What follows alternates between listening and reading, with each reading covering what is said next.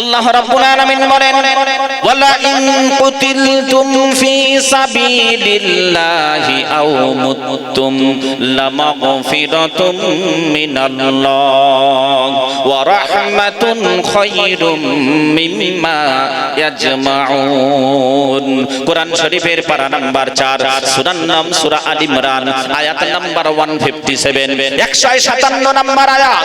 আমার আল্লাহ বলেন ওয়ালা ইন কুতিলতুম ফি সাবিলিল্লাহ আও মুততুম, বান্দা শুনে নাও, তোমরা যদি আমার রাস্তায় জীবনটা দিতে পারো কিংবা আমার রাস্তায় যদি তোমাদের মরণটা হয়, আমি আল্লাহ ঘোষণা দিলাম লামাগফিরাতুম মিনাল্লাহ, তোমরা চোখটা বন্ধ করতে দেরি, আমি আল্লাহ গুনাহগুলিকে ক্ষমা করতে দেরি করব না।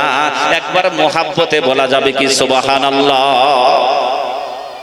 এরপর আল্লাহ বলেন লামাগফিরাতুম মিনাল্লাহ, আল্লাহ বলছেন গুনাহ তো ক্ষমা করব, তারপরে বলে দিলাম ওয়া রাহমাতুন খায়রুম মিম্মা ইয়াজমাউন। ও বন্ধু আমার, মরণের পর আল্লাহ যখন গুনাহ ক্ষমা করবেন বলছেন, তারপর রহম করবে বলছেন। আমি অনেকগুলো তাফসীর দেখলাম, তাফসীরে মারিফুল কোরআন আল্লামা শফি রাহমাতুল্লাহ আলাইহি, তাফসীর ইবনে কাসির রাহমাতুল্লাহ আলাইহি, তাফসীরে জালালাইন, তাফসীরে কুরতুবী, ও বন্ধু আমার তাফসীরে মাজহারি আল্লামা সানাউল্লাহ পানিপতি রাহমাতুল্লাহ আলাইহি, অনেকগুলো তাফসীর আমি দেখলাম।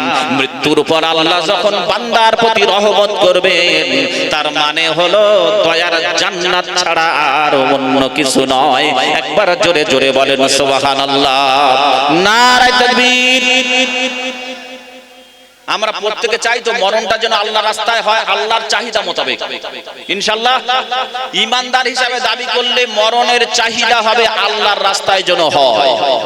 আমরা প্রত্যেকে ঈমানদার, কেউ বেঈমান নয়, তাই তো, কেউ বেঈমান নয়। ও বন্ধু আমার, পাক্কা ঈমানদার হলো তারা, পাক্কা ঈমানদার হলো তারা আজকের কোরআনের অনুষ্ঠানকে কেন্দ্র করে পাশে জেনার পরিবেশ তৈরি করেছে যারা। কিছু করার নেই আমার, দেখেন পরিবেশটা দেখেন। তাহলে পাক্কা ঈমানদার তারা কোরআনের অনুষ্ঠানের পাশে জেনার পরিবেশ তৈরি করেছে যারা, পাক্কা ঈমানদার তারা। আমরা কারা? বুকে হাত মেরে বলি আমরা কারা? প্রিয় বন্ধু আমার, নাগরদোলা কখনো জলসার মাহফিলের কেন্দ্র করে নাগরদোলা আসে।